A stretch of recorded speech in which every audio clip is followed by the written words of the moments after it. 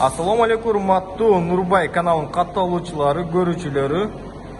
Туугандар, Hyundai Solaris сатылмакчы.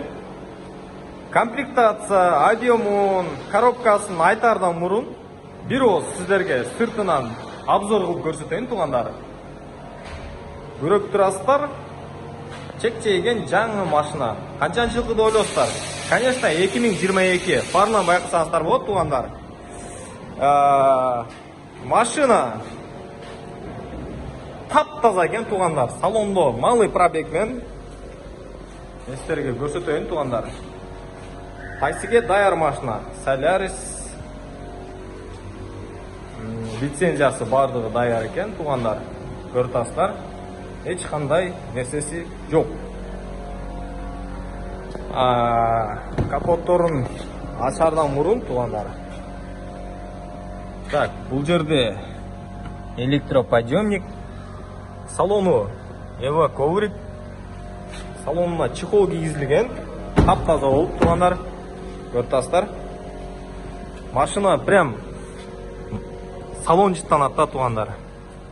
Аз буну мен сиздерге айтып түшүндүрүп бере албайм. Бул жерге подушкаларына коюп коюптур, клиенттерге удобный болуш үчүн. Суда коюп жүрөт экен бул тууганыбызчы. Караңыздар.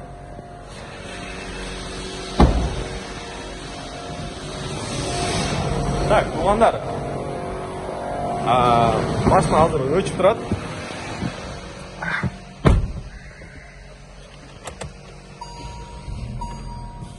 Бул жерде карасаңыздар. Электропакет, подъемники, стеклоподъемники. Бул жерде раскладной эмеси. Так. Антибукс. Бул жерде липсток эчтекеси жок. Руль. Так, эмесин өчүрүп турайлы, аябай ысып кетти, туугандар. Өзүнүн штатный магнитолу бар экен.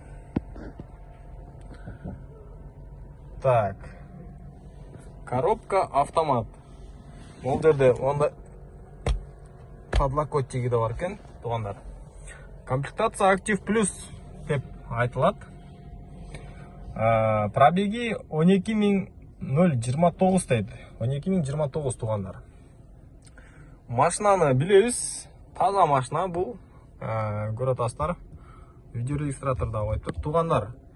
Машина 2022 жылкы. Жакында эле чыккан. 2 ай болду, туугандар. Машина 1.6 автомат. Комплектация Active Plus, туугандар. Так.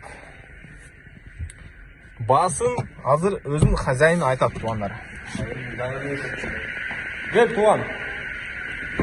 Бул жерден өзүң бир сыйра комментарий бер. Машинаны качан алгасың? Канчанчы жылкы дегенде? Машинаны 9 февралдын ортолорунда алдым. Бул салонда наличие жок болгон үчүн 10 күндөн ашык предзаказ кылып акчасын берип бүткөнбүз. 10 күндөн келди. 18 январь конвейерден чыккан экенбиз борбу.